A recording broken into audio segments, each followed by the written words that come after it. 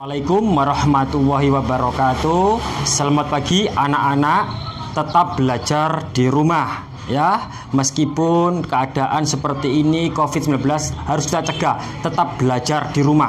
Pada pagi hari ini Pak David akan menjelaskan tentang pelajaran tajuk rencana atau istilah lainnya editorial yang ada di dalam buku paket Cerdas Berbahasa Indonesia untuk SMA, buku terbitan Erlangga. Perhatikan peta konsep dalam tajuk rencana ini. Nah, sebelum saya membahas tentang peta konsep ini dalam tajuk rencana, saya akan menjelaskan dulu apa sih tajuk rencana itu. Nah, tajuk rencana istilah lainnya adalah editorial. Itu adalah sebuah artikel pokok yang dikupas oleh sebuah redaksi. Ya kan? Mengapa kok dikupas? Karena ada sebuah peristiwa atau berita yang aktual yang hangat diperbincangkan dan beritanya itu antara pro dan kontra. Nah, itu kan, makanya kalau berita yang hangat aktual itu dan beritanya pro kontra, maka redaksi akan menanggapi berita tersebut.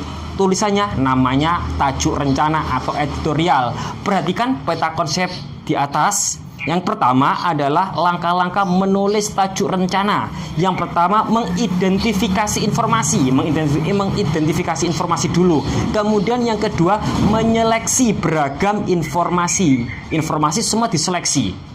Ya, informasi bersumber dari A, bersumber dari B, dari C, semua diseleksi sama redaksi sebagai bahan untuk akan dikupas. Kemudian yang ketiga menentukan struktur kepenulisan. Setelah menentukan struktur, baru melangkah terakhir yaitu menyusun sebuah teks. Itu adalah langkah-langkah konsep menulis tajuk rencana. Itu ya. Perhatikan saat menulis struktur tajuk rencana, strukturnya.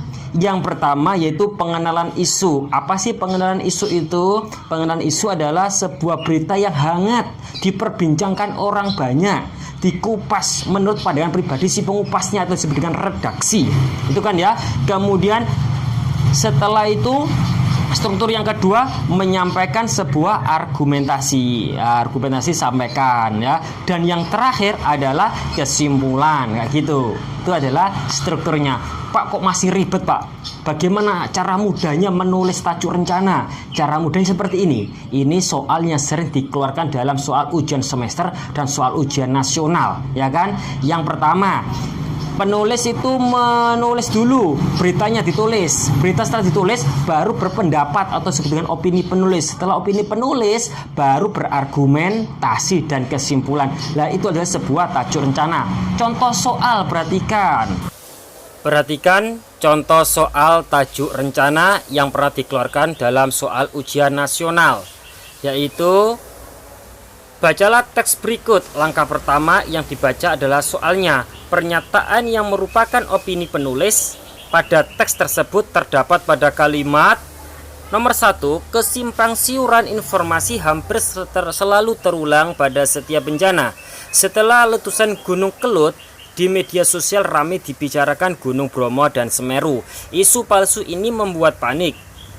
Tugas mitigasi adalah meningkatkan pengetahuan masyarakat tentang ciri-ciri letusan gunung secara ilmiah. Tugas mitigasi juga membangun sikap rasional kepada masyarakat mengenai penanggulangan berbasis masyarakat. Daripada menghamburkan uang untuk hal-hal yang tidak penting, lebih baik pemerintah mulai menyiapkan infrastruktur mitigasi yang benar. Pernyataan yang merupakan opini penulis, yaitu yang tepat adalah nomor 5. Nomor 5 ini adalah pernyataan opini penulis yang paling tepat. Alasannya apa? Karena nomor 1, nomor 2, 3, serta nomor 4 itu berupa informasi dan fakta yang terjadi di lapangan. Sedangkan opini penulis atau pendapat penulis ada di kalimat nomor 5. Sekilas materi yang bisa saya sampaikan mengenai tajuk rencana. Tetap belajar di rumah ya. Saya mohon maaf dan saya akhiri wabillahi taufiq wal hidayah. Wassalamualaikum warahmatullahi wabarakatuh.